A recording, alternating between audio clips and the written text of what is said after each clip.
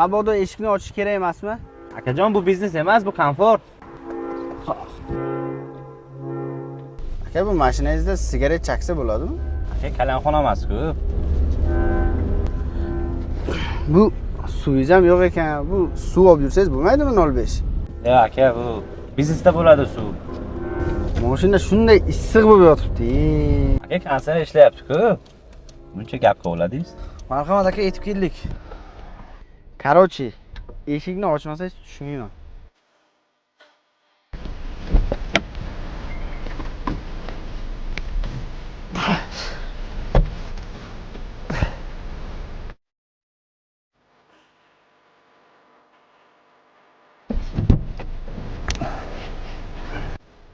Ya, uzr bilmagandim.